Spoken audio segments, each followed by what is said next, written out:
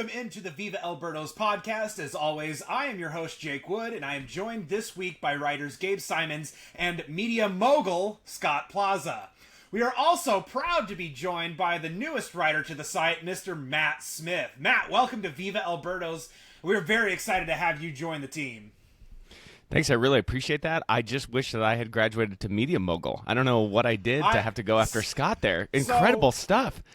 My plan from now on is to just, as Scott continues to, collect shows, I'm going to just, continue to, elevate his title to even grander. Good.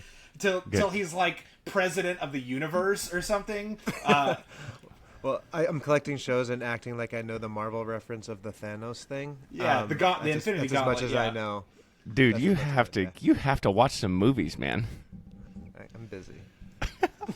Anyway, this week we are attacking our first Reader Mailbag episode of the season. So our first question for the three of you to chew on comes to us from Grammar. And he asks, why is Winn hitting fourth? And I will let the most analytical of us answer that question first. So I will throw that over to Gabe Simons. Why is Masyn Winn hitting fourth? I don't think there's an analytical reason to bet Masyn Winn fourth, to be honest. But I guess the best answer is there's not really a good option to bet fourth. And although I think Jordan Walker betted fourth today, maybe that question is obsolete at this point. But I wish I had a good answer for this question. I think it's basically, I think Marmol reached the conclusion, I don't really like any of the options of batting fourth. And I want Masyn Winn to get a lot of plate appearances, but he shouldn't bat leadoff. But let's give him one of the most important spots in the lineup instead. Although leadoff is up there too. But yeah, I think the real answer is just he doesn't like any option, and he just wants Masyn Winn to be high up in the order. And I think that'll change relatively soon if it hasn't already. I know Winn's hurt right now, but if Walker keeps hitting like he's hitting, I think he's going to end up batting fourth all the time. Scott, what's your explanation? Why do you think that Ollie Marmol has chosen to bat Masyn Winn fourth in this order? So I felt like I would have done it different, but then when you look at it, you're like, all right, how would I have done it different? And then you kind of get to the conclusion that it's okay, well, it's not traditional when you look at everybody being anti-Gorman and Walker and Pahis and Victor Scott anyway. Well, then do you want them in one of the top four spots? Talk about your second hitter is supposed to be your best hitter. So you're not going to put Winn there if you don't think he's your best hitter, and therefore you got Ivan Herrera. So then if it comes to the lefty-righty desire, is where would you rather have him third or fourth? And maybe that's what the ultimate kind of decision was going down to. You kind of heard Marmol, when he was asked about it, said he likes the ability for him to just put the ball in play and kind of open up the gap-to-gap approach. So we'll see. I mean, we'll see if Gorman and Walker's hot start make any change when Winn comes back into the lineup. Scott, thank you for answering the question the way I had hoped Gabe would answer it, and it's you put your best hitter in the second spot in the order, therefore also maintaining that lefty-righty split. Matt, for the much-anticipated debut, your thoughts on Masyn Winn hitting fourth in the order, and let's add an extra wrinkle to this. If you weren't going to hit Masyn Winn fourth, who would you have preferred to bat in that fourth spot? Well, did I hear correctly that this question comes from Grammar? Correct. That is a tough username to set yourself up with, because if you have any typos, you're just lost all your credibility and you're out the door. This is a little bit like what Ollie Marmol has done at the beginning of the season with Cardinals fans. Now, we know Cardinals fans love to overreact to things. It's been 7 or 8 games. Everybody just let's settle down for a second. I think Gabe and Scott are right. What other choices did anybody want? Nobody knew that Jordan Walker was going to hit like this. He ended spring training in hitting lab timeout to try to get it worked out. And by the way, whatever they did to that guy in that hitting lab timeout, it worked. And maybe we need to send Victor Scott and Pedro Pais. Maybe the rest of the roster needs to go into it too. I think it says less about Masyn Winn. I think it says more about the consistency and the history of the other guys in this lineup. Now, it hasn't looked particularly good because Masyn Winn is basically batting negative 1,000 in the 4-hole, and that hurts. But I agree. I think we'll see some changes, and I don't have a massive issue because basically this lineup has 3 good, solid track record hitters, and he's hitting them 1, 2, 3, and that's exactly what you should do. 100%. Thank you, Matt, for once again answering the question that Gabe didn't want to answer the correct way. Hey, I need to rebut your inflammatory accusations toward me here. Uh-oh. Okay. So basically, I mean, okay, if you want to argue that the second best hitter should bat fourth, that'd be Alec Burleson, because the second and fourth are the 1-2. And I don't know. My answer for why Masyn Winn batting fourth is not because Ivan Herrera is batting second, because I would have a different argument for who the second best hitter is. It wouldn't be Masyn Winn still. So that's why I still was like kind of like I didn't have a good response, because Masyn Winn is not the second best hitter in the lineup. So there's not an analytical reason for Masyn Winn to be batting fourth. You know what I'm saying? I think my perspective was like, you don't have a cleanup hitter, and so the idea is that you put your best hitter in the 2-hole, and then, in order for your second best is supposed to go fourth. That's the traditional. Then who hits third? Your Gorman in the book thing, which is your big power low BP guy. That's what you're supposed to do. But is that what you're doing on opening day, or is that what you're doing as of now? I mean, the lineup stuff. I think that's like, kind of the question too. Is like, how did it get to that point to start? Right. No, honestly, the lineup stuff is like so unimportant. They've run the numbers. It barely matters over a full season. So I don't care. But Gorman batting third would be the analytical thing to do, basically. But then you'd have Gorman third and Burleson fourth, and I don't know if you want those guys back to back. Of course, you could pinch hit for Gorman because everybody on the bench is right-handed, but But then you're Can I ask a quick question, Jake? I'm sorry. No, you're good. I just wanted to get the thought in that, like, then you're pinch hitting for Gorman, you're taking away your best power left-handed hitter, and at whatever point in the middle of the game, and you're almost you're sacrificing that much more scoring potential to bat him third, though. So, like, I understand why the Cardinals, or why Ollie doesn't do that. Go ahead, Matt. Sorry, I just have seen Ollie say that they've seemed worried about like doing this left right thing, which I get it, I understand, and I think you're worried about the relievers in the late innings, and there may be some math that says that you should do it that way, but I just keep thinking, like, what about the first 6 innings when you're facing the starter, and if the starter's right hand, I just don't know that I care that much about left right. If you don't have good left right hitters, just hit your best hitters in the best spots, and I think over time, as Gabe suggested, it's going to work itself out anyway. Also, Gorman does not have a problem with left-handed pitchers specifically. If you look at his career, it's weird. He actually, they're pretty equal. It's kind of bizarre because you would think he'd be the type of hitter who would be bad against lefties, but he really hasn't been. He doesn't even have less power against lefties. It's so weird. Matt, I think to answer your question, I think that is what they are doing. Like Scott referenced, you have your 3 best hitters at the top of the lineup. Therefore, they are the ones who are most likely to take the most at-bats in any particular game. So, therefore, they are getting, the most opportunities, and then it's staggered out further out. The more, I guess you would say that Ollie has trust in his hitters outside of maybe Victor Scott, but that double leadoff opportunity at the bottom top of the line as it turns back over again is kind of the idea there. But left right again, middle innings, you want to try to dissuade as much as possible from them just hammering you with left-handed relievers all night long until you get to the closer, which nobody will be able to inevitably hit. And so I think that's kind of the impetus of why you do it that way. Again, modern baseball, they try to avoid as much splitty platoon opportunities as possible, but obviously managers and specialists in the game are so good against same-handed opponents that it just kind of winds up being that way. Our next question, now that we've beaten this one to death, our next question comes to us from Old Jake by way of medium-aged Jake. Old Jake asks, let me get to it here. I have a question about Victor Scott II. We all know he has a quote-unquote weak arm. My question is this: are there any tracking numbers, stats, or metrics that quantify that? Like, how do his throws from center field compare to other players? I haven't seen him get a ball back to the infielders yet without bouncing it. Is that a measurable thing? I feel like opposing teams are going to take advantage of that by just blooping balls out there knowing he can't throw. The Rays did it several times, intentionally or not, and it really exposed his weakness in center field. So, I'll throw it over to Scott to start this one. How do you measure outfield arm and what do you use whenever looking at those metrics? I'll go to kind of what we were talking about before we actually started recording, is that the outfield arms are important when they're important, is how I put it. And unfortunately, that's when you seem to notice them. And I was kind of saying that's when, if that's the case, then you're hoping that the outfielder has at least a solid arm.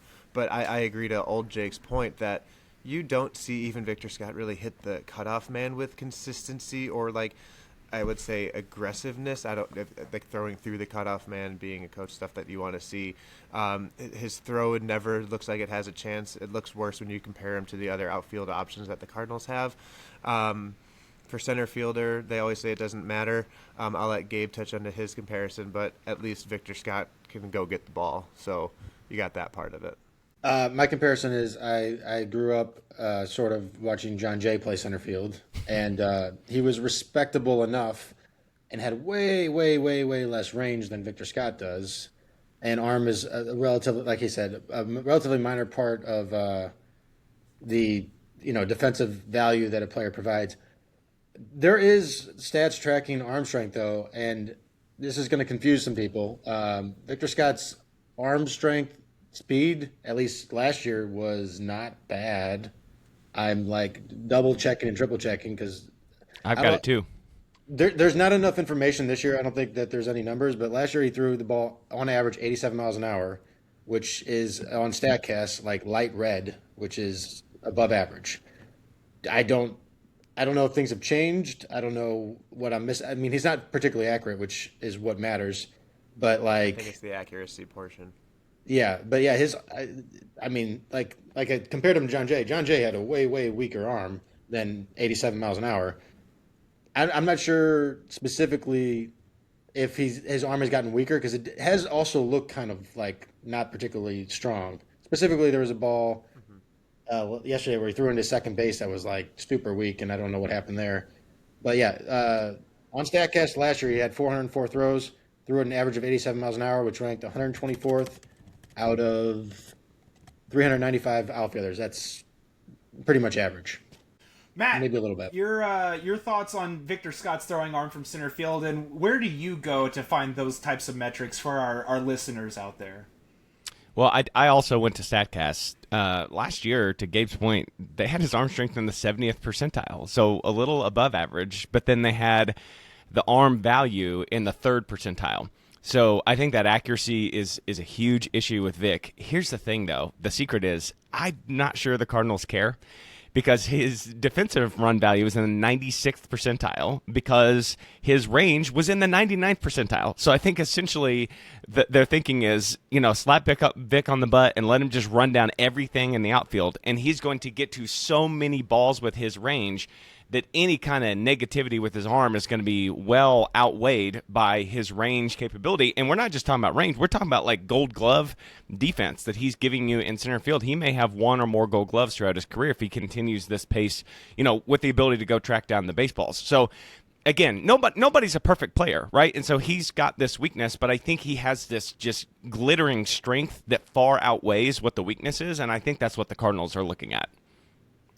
Yeah, from one outfielder to another, let's talk about Nathan Church. And Nathan Church is not off to the greatest offensive start that anyone could have hoped for.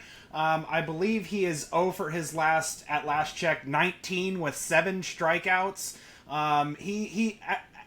Since opening day, he has really seemed to struggle to find any type of offensive performance or prowess or consistency at all. When he's trying to hit, it looks like his approach is just to try to slap the ball the other way. There's no authority in the plate. There's nothing that would give a pitcher or an opposition any type of fear factor with his approach. So, Scott, I'll start with you again. As a former pitcher, what are you seeing in Nathan Church and his approach? What are you seeing, and how would you attack Nathan Church and what you're seeing right now? I'll go to a few games ago and how our text conversation was going up with Gabe saying, wow, great walk by Nathan Church there for his first at bat. And that was good to see because he was in the midst of that kind of struggle. And then the next batter got hit by a pitch, and you're like, okay, now let's see how important that or impressive that walk really was. Then I was looking at his next 2 plate appearances were first pitch breaking balls. That he hit a foul out and then a pop out on first pitch breaking pitches. If you're going to be Nathan Church, you can't be swinging at those pitches. And as a pitcher, if you're going to go ahead and do that, and probably what I'm throwing is just to get me over in that case. But now I'm seeing that you're going to be so aggressive like he has been. For some reason, after that really good opening day, he's been swinging out of his shoes when he shouldn't, or swinging at pitches that he shouldn't. So go ahead and kind of pitch backwards and bait him into swinging at that first pitch. And then as he starts to get more confident in now laying off those first pitches, you can start sneaking in the fastballs, or just kind of playing those mind games and yo-yoing as you're kind of playing with him adjusting to his overcorrection. Matt, I'll throw it over to you on the same topic of Nathan Church, but with a different wrinkle. You kind of talked about how, somewhat regardless of Nathan Church's performance, it doesn't necessarily matter because Josh Baez is kind of earmarked for that outfield spot in the future. What can Nathan Church do realistically at this point to kind of change that conversation? I don't think there's anything Nathan Church could do. And listen, I think Nathan Church is probably a good guy. I just wonder if he is a quad A player. He had a lot of success in Memphis, but that has not translated over. Scott's right. He's swinging at everything. I think you said he was 0 for his last 19. It feels like he's like 0 for his last 97. Just not good at all. And I don't know how long it's going to take Baez to be ready. He may not come up in St. Louis at all this year. He may hit a bump in the road in Memphis. I don't know.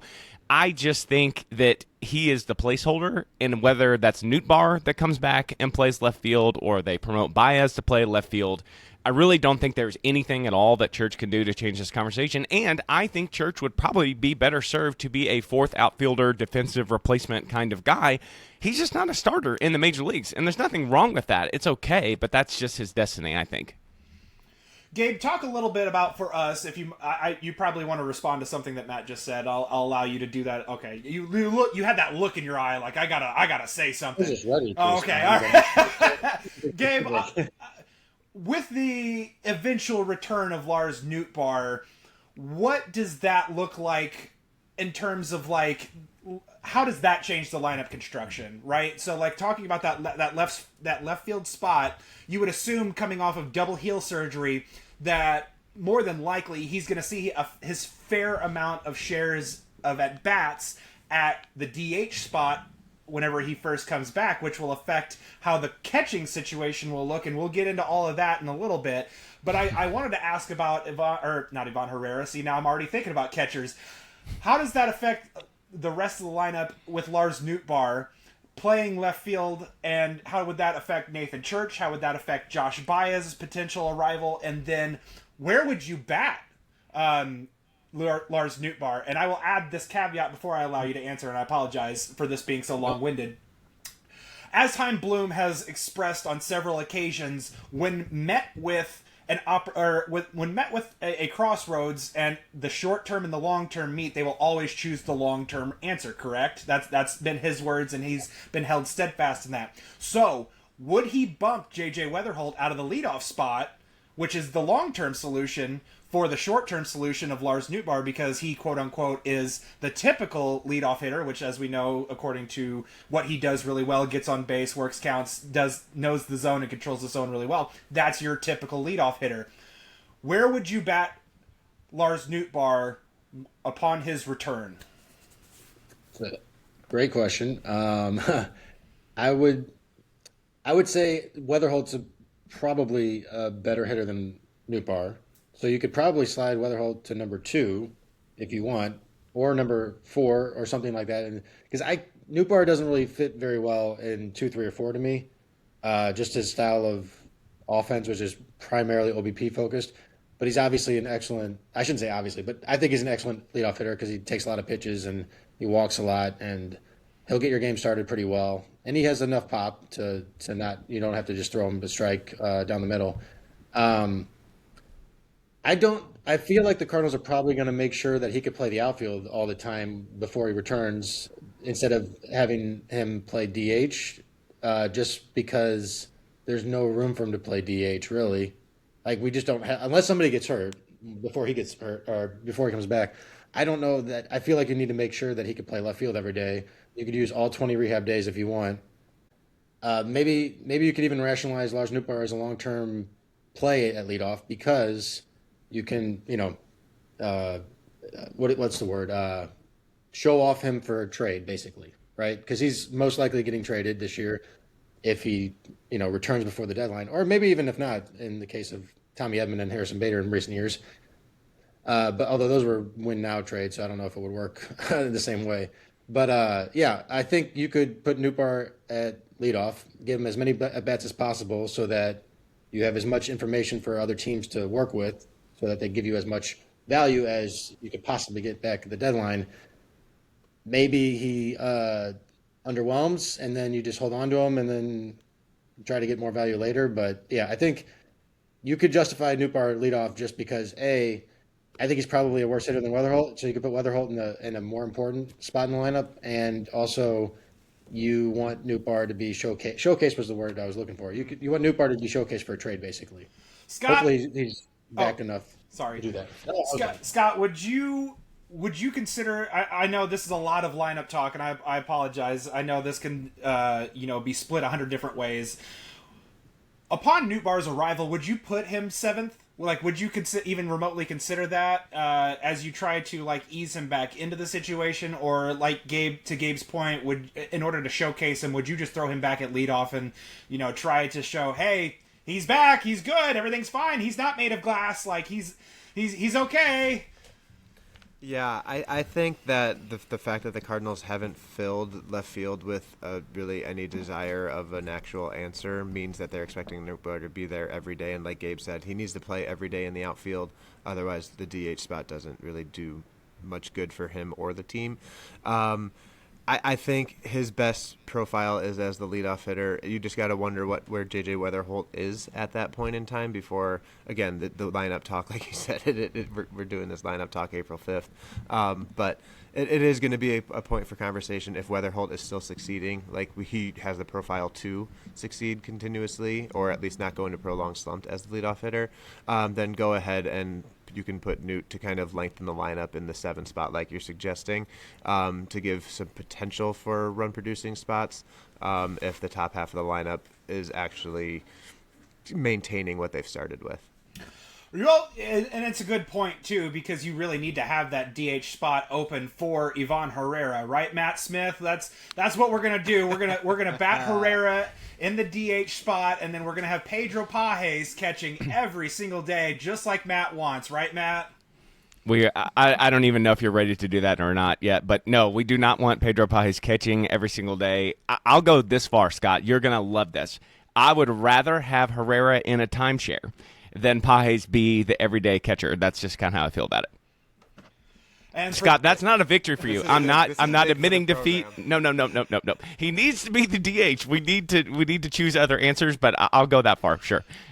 For those of you who aren't aware, we have a big announcement at the end of the show that we're going to do, and for one of those, to tease that a little bit, Matt Smith is a part of that. Not only is he joining our show, but a couple of their shows will be joining our network as well, and so we'll talk about that at the end. But for now, the discussion is around Ivan Herrera and whether or not his long-term viability at catcher, and also Pedro Pages. And, for a lot of the talk that surrounds the Cardinals right now and their, for lack of a better term, anemic offense, a lot of fans have pointed the finger in the direction of Pedro Pages for some of that. And there has been a young catcher by the name of Jimmy Crooks who is doing some really impressive, exciting things at AAA.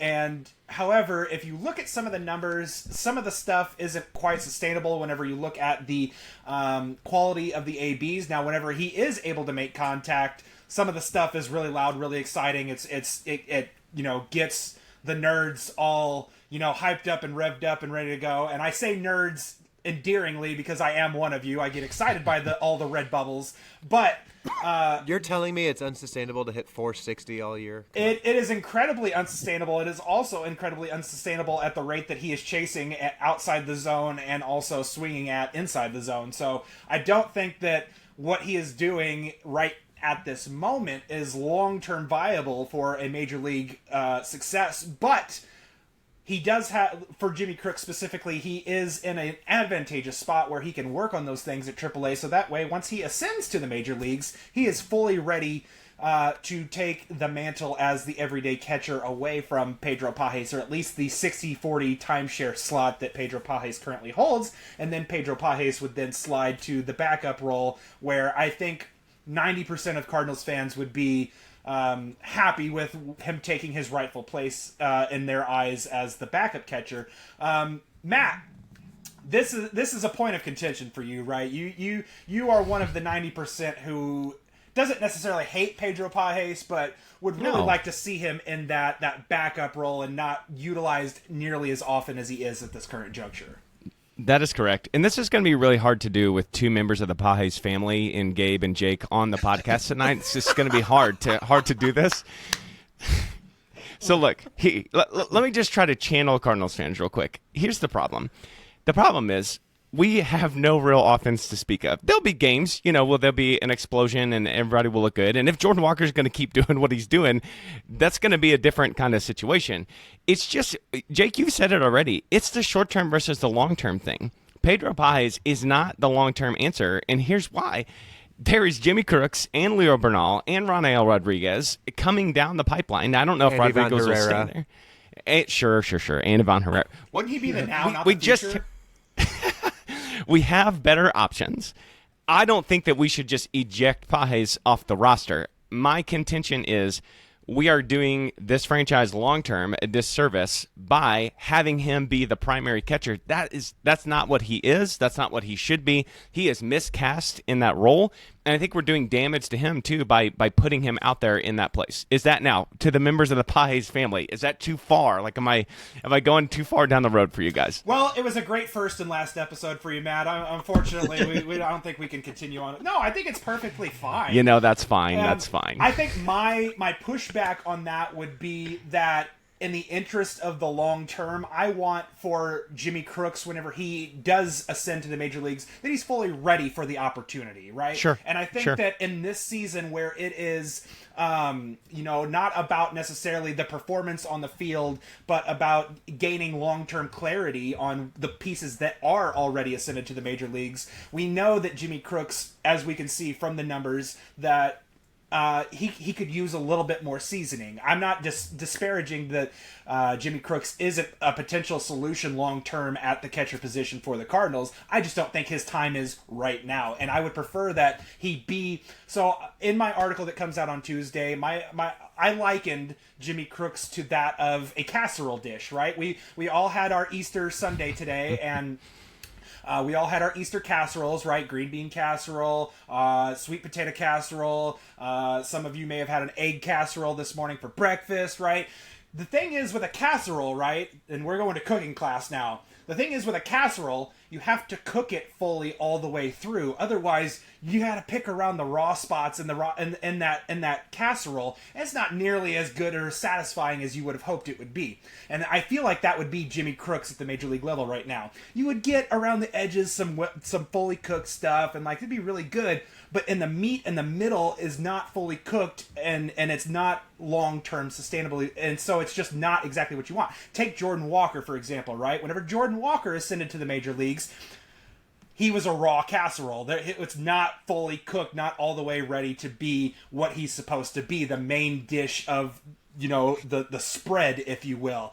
And so you had to kind of pick around the edges of what Jordan Walker was able to do well at the major league level. And it's just now, this first week of 2026, almost 4 years later, that he's starting to get to kind of what we thought that he was supposed to be. And so my argument, along with leave it as it is for now, because the idea of this season is not that we are trying to contend, but that we are getting definitive answers that we have been looking for the last 3 to 4 seasons of players that are currently here, as we know that there is a ton of talent that is continuing to ascend to the major leagues through the newly invested in and what's the word I'm looking for? Burgeoning farm system that is now, ranking inside the top 5 in most third-party publications. Gabe, as the other so-called member of the Pajes family, what are your thoughts on the whole situation? Strangely, I'm not offended by that. But I'll take Are you it. thinking like cousin or uncle? Like where do you slot in the family tree?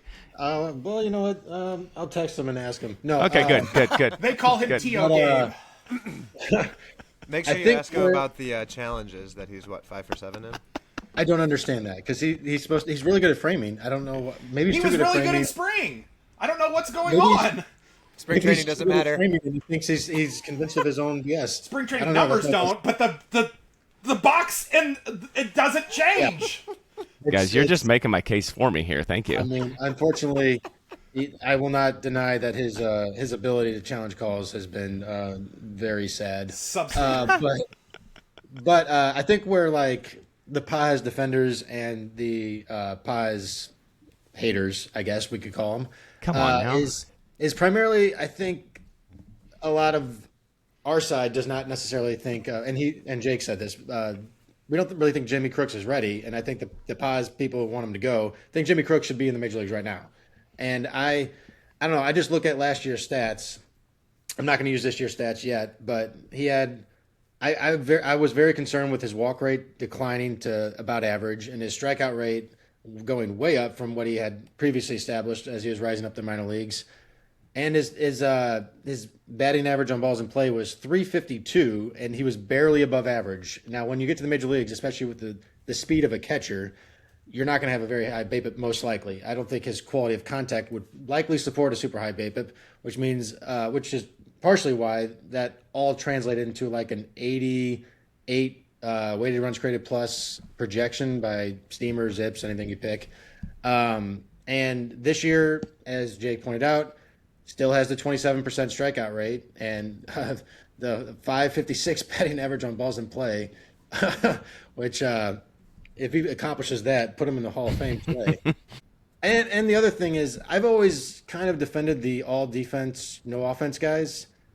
People Are you forget a this. cousin A to lot of Michael people like Ciani Harrison. as well? I did actually, but not necessarily as like a full-time starter. But I remember like the lean years offensively of Harrison Bader when nobody wanted him to start games, and he was still a productive player, quite a productive player. Just people just don't like watching people who cannot hit, and they which is understandable. But like if the numbers say they still are a valuable player, and Paz is essentially average-ish, which I think is probably what Crooks would do if he was put in the major leagues right now, maybe worse.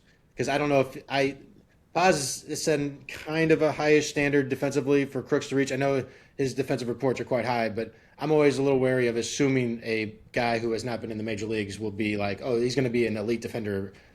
I would prefer I guess I'll use your casserole analogy. Cook his offense a little bit more so that we could have more of a ideal starting catcher in the role. But yeah, I just don't mind somebody who can't hit, and if they're providing value defensively, I don't really care where the value comes from, because I think most people would be okay with the version of Paz who was 1.6 WAR last year, but it was mostly offensive. I think nobody would want him to lose a spot if that's how he was getting his value. Interestingly enough. Walk with me to my brain for a second, and I have this visual, right? And I don't know if this is safe, guys. This is not safe, right? Okay. And Gabe just turned the key, and my brain opened up as if I was like, what's it called? The Predator, right? Yes. So like that type of thing. And picture Heim Bloom in a kitchen, right? He's got his apron on, he's got his whisk, his bowl, everything. He has made his casserole, right? His casserole dish is full. It's got ham, it's got cheese, it's got, everything you could want. And you pull it out, right? Bloom puts it in the oven, pulls it out of the oven, and it's got Jimmy Crooks' smiling face on it, right? And that's kind of what I'm envisioning here is like, let Heim cook, and he will determine whenever he'll poke Jimmy Crooks with the toothpick, and it'll come out and nothing is raw and he's ready to go. Allow the young player to fully finish cooking at the minor league level. Once he ascends, he will be ready to take his rightful place. And then I want to ask Scott your thoughts on this because I kind of find that you would maybe be a little bit in the middle, right? You would be a little bit hesitant only because, as your surname being Herrera, Scott Plaza Herrera, if Jimmy Crooks were to ascend and become the everyday catcher, that would interfere with your Ivan Herrera as the rightful guy at catcher every day. So where would you fall in all of this? There's a lot of ways to go. So the first one is I want to keep the analogy going, and if you, I was hoping you'd take us out of the kitchen. no, well, if you can't take the heat, Matt, there's the door, man. Yeah. As a high school teacher, my students for some reason love Raisin Canes, and I am under the impression that if all they do is chicken, from my understanding, if all you do is chicken, it better be the best freaking chicken that I've ever had. So I've had it, and it was very mediocre. Oh. So if we're talking about Pedro Pages, well, there goes Raising Cane's opportunity elite to defensive sponsor. catcher, or being a valuable defensive catcher, then he needs to be truly the best defensive catcher, and like the other stuff goes away. And that's where Victor Scott gets away with it, because he is truly the best like defensive center fielder. So that's where I'm kind of in that camp where, like, if you're going to argue defensive value, like, you can give me a Brendan Ryan. How about that? Where he's got that true defensive value. Yikes. As opposed to like the clubhouse leadership like that we talked about, and again our group text, like how much does that really mean? What does it actually value in a rebuild when there's going to be so much turnover anyway? But as far as the Jimmy Crooks stuff, I am in the camp of, you've got Herrera as a righty, you've got Crooks as a lefty. There is your split that you can do at the major league level, where you're not going to, like Jake said, going to exploit Jimmy Crooks in like the worst possible cases, where you're going to see where his decisions are not the best. It's going to be exploited throughout a full major league season, to where if it's a platoon where Herrera is just the DH catcher, so that Jimmy Crooks gets true off days to study film, learn just the everyday regimen on the days that Herrera catches, while Pages is still maybe even there as the Pozo role, which whatever Pozo's there for at this point, whatever. But maybe that's kind of how I would foresee them using, and that's how Pages could be, in this 26-man roster, a valuable piece if he truly is a clubhouse leader, while also not hindering the progression of people at the major league level. Go ahead. I was going to say, you said you might have Paz in the third catcher role. I feel like, Pozo doesn't really make sense, honestly, right now. We all like him as a personality, but we're kind of really searching for situations to put him in. But he would be like not really a good third catcher, especially since Crook is not really slouched defensively. I was going to say, would you trade Paz? Because there's not a single major league team that would send Paz down, I don't think. No, and that's why if he's truly a clubhouse leader, then go ahead and keep him, because if that's his value, you said you don't care where value comes from, there you go. Well, his value is from his pitcher whisperer stuff, I believe. Sure, whisper to them in the dugout. But no, or go to the bullpen and be the bullpen catcher and save Jamie Pogue's legs. Obviously, that stuff comes from actually being the catcher to these pitchers. but I don't know. It feels like everything the Cardinals are doing. Would you guys agree that they think Paz is like a pitcher whisperer, basically, where he has some magic value that is not necessarily seen by the defensive stats? Something that I use this example on our text thread, Martin Maldonado had, where he was just a bad catcher by Fangraphs WAR. He got over 400 plate appearances per year when the Astros were competing for a World Series every year. I think clearly the Cardinals think he has some sort of unseen value that we aren't seeing. And one of the examples is if you compare how pitchers performed last year and actually the last 2 years versus Wilson Contreras or Ivan Herrera, they pitched a lot better when Paz was catching, like a half a run or something better. It was not like a small difference. And I'm just curious, do you guys think the Cardinals clearly think Paz has the it factor that they're looking for with a catcher, that is just maybe there's some formula that they have? They're like, yeah, he's the guy. He's better than what you guys are seeing publicly. I'll go quick, but if this year I think Herrera has the better ERA when pitchers are throwing. Again, small sample size, but is it really that valuable? Again, if it's a half a run, I feel like it is. That's like a 4.50 ERA and a 4 ERA. I feel like that's very valuable. Also, the only problem I have with Herrera defensively, and he had a throw earlier this year that I was like, Yeah. oh God, maybe it wasn't the arm The surgery. throws still don't look yeah, great. the two Oh, stolen God. bases against him, he didn't have a chance against him. But I get reminded when I bring that up that they're trying to lose, so it doesn't matter.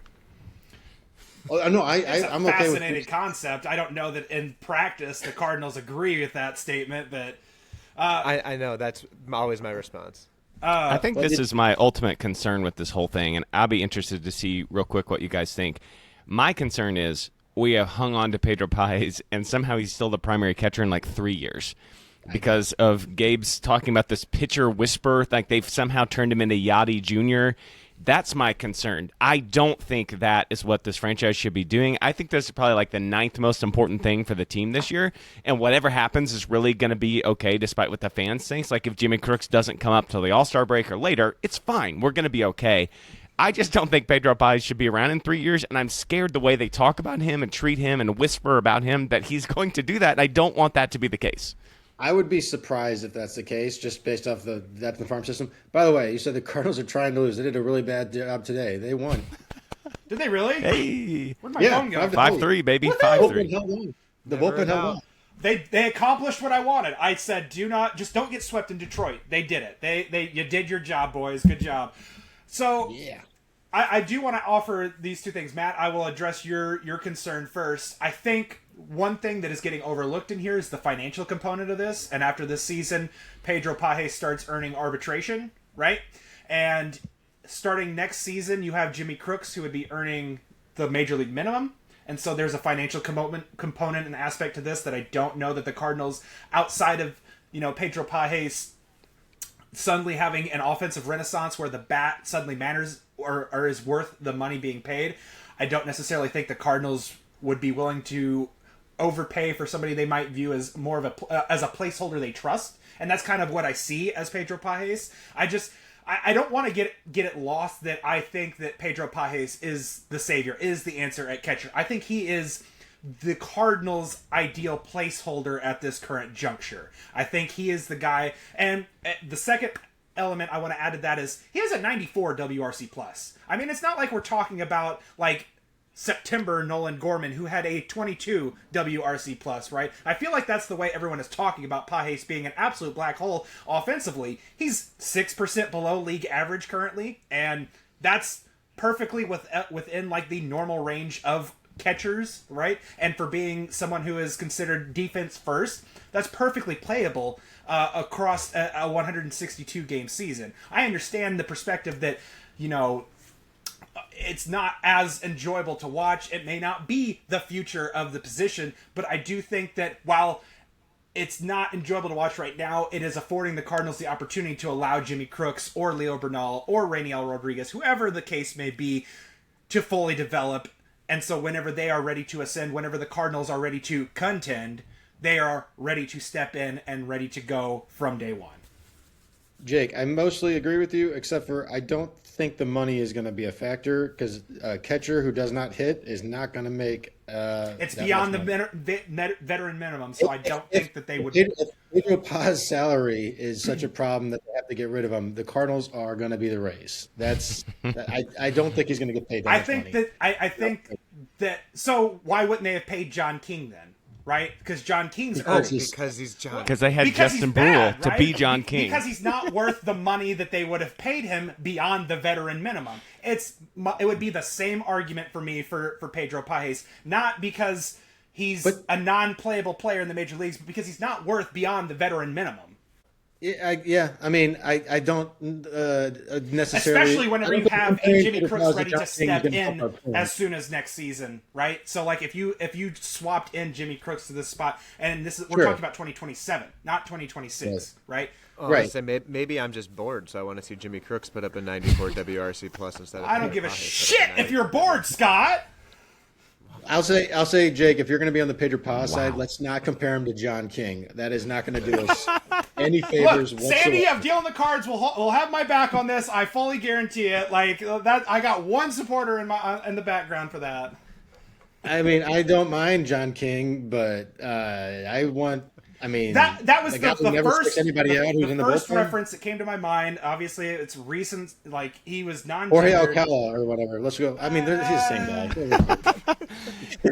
Either way, If somebody's going to catch, though, and be a pretty good defender and not hit very well, I mean, wouldn't we rather see Jimmy Crooks where But there is a point is- possibility of the future? the right? point is, That's what this season is, the possibility of the future. You might That's take the whole away- point of you 2026. might take away from the future if you put him in now and he gets exposed now. Sure, he could, adjust later, but like I mentioned with Jordan Walker, came up before he was ready, before he had developed that skill, and we know that Hein Bloom, as the leader of this franchise now, the way he has historically, operated, that he does not bring up players before they are ready. Before he likes to overcook his prospects. So the Jimmy Crooks casserole might come out a little burned, to be honest with you. But eventually he will be ready, and once he is ready, either he or Bernal will take that starting spot and run with it.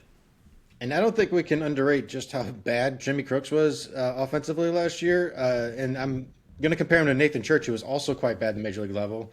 And that's why maybe he should have got more AAA time. He had stuff to work on, I think. Like, he had a 37% strikeout rate and 0 walks and 45 plate appearances at the major league level. There's a way you could struggle at the major league level or not be good and make me think, okay, you should keep getting time. The way he was bad makes me not as convinced. Like Masyn Winn in his 2023, where he was not good, he had a 7% walk rate, a 19% K rate, a very low BAPIP, but I mean, that usually turns around at some point. Like, Masyn Winn kind of looked like he was close to me. Jimmy Crooks didn't really look like he was close when he was batting last year, and I think that would support like a half a season or so in Memphis. So that would be my main argument against Crooks at the major league level. So I think we've pretty well beat this catcher discussion to death. So I want to move on to one other topic before we kind of get to our announcement, and this will allow Scott, who had to step away briefly. Let's talk about Dustin May. It has not gone the way that we had hoped, and I know, I'm sorry, Matt. I hate to end on kind of a sour note. I saw that the head drop a little bit there, but what's going on, man? Dustin May, the stuff was back up to 99. Like, we saw the exciting electric in the arm in spring, but the results in season has been putrid. What has it been? 13 runs and 10 innings pitched or something like that. So it has not gone well. So Matt, I want you to kind of kick us off, and we'll kind of cover this topic briefly before we get to the end. Just Dustin May, what you've seen so far, and is it going to get any better? The good news is he is unlikely to be the worst professional pitcher in the history of Major League Baseball going forward. That's probably not going to continue, and if it does, he's not going to be around for very long. I think what's happening with Dustin May is it's super interesting. He's throwing the fastball way more and the sinker way less than he has at his career averages, and so they've changed that arsenal. Well, that fastball is getting hammered, and I think it's a location issue. He is also running a 556 BABIP too, so he's running into some bad luck in addition to just absolutely getting smoked. So I wonder, he doesn't know. He gave that quote to Derek Gould. I have no idea. I wonder if it's a mechanical thing. There's obviously something going on. I wonder if that arsenal change needs to revert back to his career norms as far as sinker fastball, but it's not going to continue at this pace. I mean, this is like Miles Michaelis level stuff. It's not going to be like that. Scott, your thoughts on Dustin May and what you're seeing out of him? Just maybe to Matt's point, what are you seeing from a mechanical standpoint, perhaps, that might lead you to having some skepticism about what he's doing, or maybe even some optimism what it could be? Well, if you look at Stuff Plus, I believe he's still measured above average on Stuff Plus from even him giving up all those runs and hits the other day. But from when I watch, I'm glad I'm able to watch as many games as I'm able to, but you watch where he misses, and you see that he's missing the sinker arm side and he's overcooking his slider. And those are two just kind of release point and timing things, which maybe it's all these different mounds that he's not used to after being on consistent mounds in spring training in the same facility the majority of the time. Maybe that could be it, but then like you said, maybe I'm tipping, maybe there's a mechanical thing, maybe it's tweaking. I don't like a lot of maybes 2 starts in. That's like when we heard McGreevy battled through his first start. Like, you don't want to battle through your first start. but I guess you'd rather figure out early rather than late. I was critical of a 1-year deal when I would have hoped for the flexibility of 2. But if this continues, like Matt said, then it's an easy just cut bait and then just see what happens on the free agent market or whatever with him. Gabe, your thoughts on Dustin May? I mean, pitchers aren't available for 1 year, $12 million for no reason. I think fans probably significantly overrated the likelihood that Dustin May was going to become an ace, especially given that he, aside from literally 5 starts in 2021, has never gotten even close to performing like an ace, to be quite frank. And in spring training, I mean, he had a 154 ERA, but he struck out 15% of batters and walked 9%. I mean, he didn't really. I mean, spring training doesn't matter, but like he wasn't really showing like he was a great pitcher in spring training either. I reminded when I wrote about when the Cardinals signed him, I put what writing did for me. I think May staying healthy and good is very, very unlikely. So I just think Cardinals fans were kind of just significantly overrating the likelihood that Dustin May was just going to come in and become our ace. And this is not completely unpredictable. I mean, obviously he's not going to be as bad as his first 2 starts. But hopefully he at least shows something specifically at the very least in July, because some team's going to trade something for you if he's showing even an inkling of becoming a good pitcher, because that's what happened last year. The Dodgers got the number 9 and number 14 prospects of their current system for Dustin May, who was not even good last year at the deadline. So that's why we got Dustin May. So, but yeah, I just think he might, I'm hoping for okay at this point.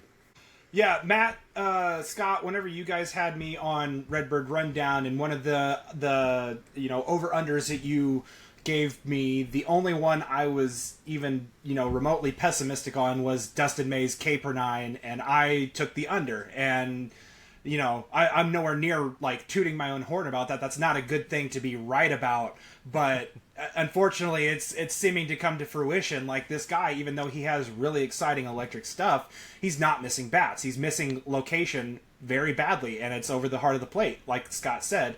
And I think that there needs to be an obvious adjustment made to that. Like, even the most generic baseball fan can identify that. I think that there is still reason for optimism because the stuff is back to, what it originally was whenever he first ascended to the major leagues. And so, like, obviously there's an incredible, ball of clay there to mold. The question will be, what do the Cardinals and the pitching development staff able to do with that at the major league level to kind of get him back to where he needs to be. And speaking of Redbird Rundown, I'm going to throw it over to our good friend Scott Plaza with a very exciting announcement for all of you VEB listeners. Oh man, putting me on the spot here, but yes, so ever since joining with Viva El Birdos and kind of figuring out where this thing was going and what I was trying to do with this type of stuff, it led me to more consistent podcasting and stuff over with Redbird Rundown and Matt. And what better way to continue doing what I enjoy in 2 kind of separate ways with 2 good people in one platform for everyone to find us. So we are bringing Redbird Rundown and Cardinals on My Time over to the Viva El Birdos family. So you're going to find us every Sunday on Redbird Rundown. You're going to find our normal Viva El Birdos as you would during the week. You're going to find my Cardinals on My Time whenever I feel like it. And then for you guys, we'll also bring our Friday special, our random Cardinal of the week, where my brother goes about a 10-minute spot to highlight. This week was Delino DeShield. So that gives you the type of people that we talk about in Random Cardinal of the Week. So very excited for Doc allowing us to do this. Jake, super excited since, again, you begged me to do this back, we're looking a year ago now, I think, around this time. Begged feels a little aggressive. I was... Sorry, forced. Okay, wait a minute. I was very excited to have you, and I could see the upside, and I was very optimistic about what you could become, and I thought that, you have way exceeded what I thought that initial thought was that you could become. And so, like, Scott, it's just a thrill for me to be able to not only retain you on Viva El Birdos, but also to bring all of what you're doing, the great stuff that you're doing over at Redbird Rundown. We're able to bring Matt Smith over in with us, and he does such a terrific job with you guys too. You bring such an energy, such an entertainment value that I think we have sometimes on this podcast lacked. And so I want to bring that additional element on top of being a great source for Cardinal fans to learn and be educated and have critical thinking in the game of baseball, as well as we can better further entertain them now with you two in the fold on a regular basis. Yeah, we're excited to be here. Gabe, go ahead. I'm sorry. I said, what have we lacked? You just took a shot. No. I think we have been good. I think they add an extra element that will help take us to the next level. I'm just messing with you. Yeah, Gabe, I think you should go to sleep tonight and just think that over and wake up and shoot Jake off a text in the morning. Listen, I've been reading VEB for as long as I can remember. I'm thrilled to be here. I'm thrilled to write. Listen, Viva El Birdos people, you are getting so much stuff for free. It's crazy. This podcast, Redbird Rundown, as Scott said, Cardinals literally on his time. It is on his time, whenever he feels like it, and that's wonderful too. He'll go live. That's awesome. We're happy to be part of the family, whatever we can do to help, and it's just about ultimately being a fan, analyzing the game, trying to do the best we can to understand that, and being able to translate that for people, and I think that's the whole purpose of all of this, so it's awesome to be here. Gabe, like Scott always says, don't be bitter, just be better. Oh my God. You're making things worse. See, I tend to have the effect wherever I go that people start quoting me too much and using me as reference, so I apologize for all I feel like this. in context that was better than the context that Jake just used, but I could be wrong. Hey, but I'll give one last spot and shot for Redbird Rundown. I've been kind of describing it to other people as like just a bunch of dudes sitting around a fire talking ball. You're going to have some guys that overanalyze some things, but it does get heated. Like, again, Matt still thinks Ivan Herrera should be wrapped in bubble wrap and only start one day a week against left-handed pitchers who give up home runs at an extensive rate. So protect him at all costs. Matt, I would say that's, yeah. You know what, Jake? Just wrap it up because everybody knows that's a ridiculous take. That's not what I think. All right, got it. Yeah. So, Yeah. For Matt Smith, newly minted Viva El Birdos writer, for Gabe Simons, for Spray Paint Scott Plaza, we're going to throw that reference in there just because he wants to take shots at me and throw me under the bus. My name is Jake Wood. Thank you so much for joining us for this episode of Viva El Birdos. Next week, we are talking to Brian Walton of the Cardinal Nation. All of your minor league needs will be filled in this podcast and this space on this channel next week. Talk to you all then, St. Louis. Have a good night.